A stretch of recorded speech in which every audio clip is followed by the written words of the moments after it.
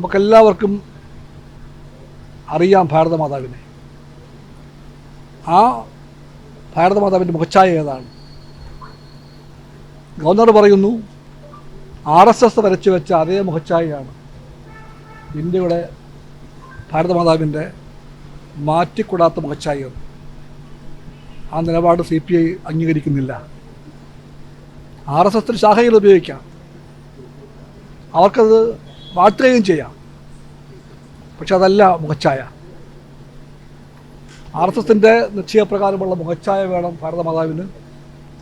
ആ ഭാരതമാതാവ് പിടിക്കേണ്ട കൊടി RSSൻ്റെ കൊടിയാണ്. ആ ഭാരതമാതാവ് ഇരിക്കേണ്ട സിംഹാസനം സിംഹപ്പുറമാണ്.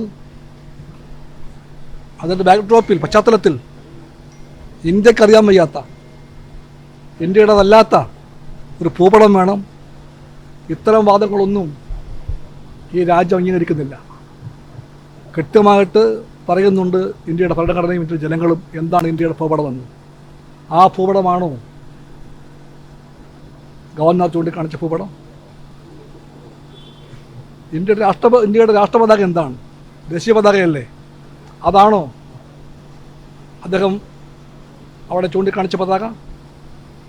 ആ പതാക നമുക്കറിയാം, RSSൻ്റെ ശാഖായോഗം മുതൽ എല്ലാ സ്ഥലങ്ങളിലും RSS കൃത്യമായിട്ട് ഉപയോഗിക്കുന്ന പതാകയാണ്. ആ പതാക പിടിച്ചുകൊണ്ടേ ഭാരതമാതാവ് ഇരിക്കാവൂ എന്ന് പറയുന്ന ഈ വാദഗതിയെ അംഗീകരിക്കാൻ പറ്റില്ല.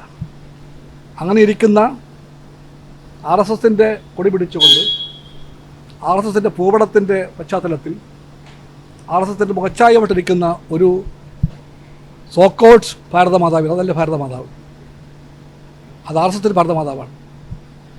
ആ ഭാരതമാതാവിൻ്റെ മുമ്പിൽ പൂക്കളർപ്പിച്ചുകൊണ്ട് സർക്കാർ ചടങ്ങ് ആരംഭിക്കുമെന്ന് പറയുന്ന ആ നിർബന്ധ ബുദ്ധിയോ പിടിവാശിയോ അത് മാറിയേ തീരൂ.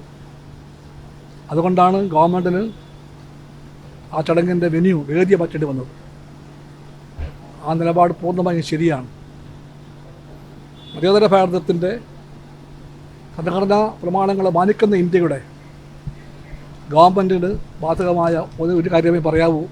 ഏത് ഗവർണറും, നമ്മുടെ ഗവർണർ ബേസിക്കായ ആ പാഠം മറന്നുപോയി.